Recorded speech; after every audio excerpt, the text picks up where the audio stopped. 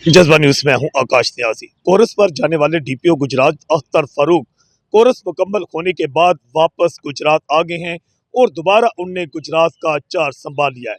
वापस आते ही उन्हें जो सबसे बड़ा टास्क जो है वो सीसीडी शहीद एहलकार सैयद फयाज शाह के मुल्जमान की गिरफ्तारी का दे दिया गया है।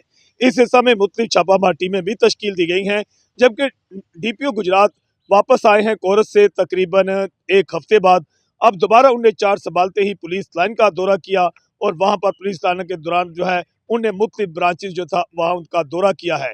जबकि गुजरात में एसपी जो तैनात थे मेयर मोहम्मद रियाज, जिन्हें कायम मुकाम का ये चार्ज दिया गया था, उसके हवाला से भी मुख्तलिफ खबरें गर्दिशकारी थी। कुछ लोगों का कहना है कि शायद उन्हें कायम मुकाम का बाज़ाब्ता चार्ज नहीं दिया गया था।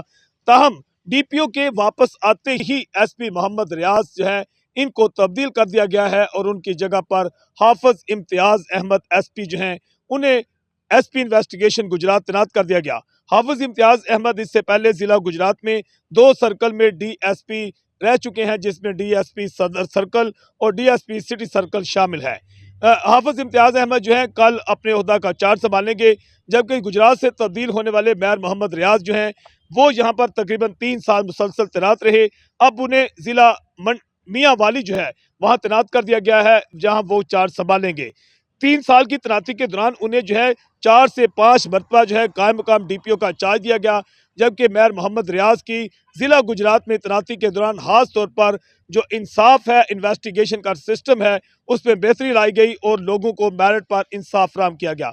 अंधे कत्ल ट्रेस करने में भी एसपी इन्वेस्टिगेशन मेयर मोहम्मद रियाज की कारकर्दगी जो है वो ना सिर्फ डिवीजन बल्कि पंजाब भर में टॉप पर रही। जबकि अब आरपीओ गुजरांवाला जो है उनकी जानिब से जिला गुजरात समेत गुजरांवाला डिवीजन के 16 जो डायरेक्ट भर्ती थानेदार थे टीएएसआई, उनके तबादले भी कर दिए गए हैं और उनको जिला सियालकोट में भेज दिया गया है। जज्बा न्यूज से मैं हूं आकाश नियाज।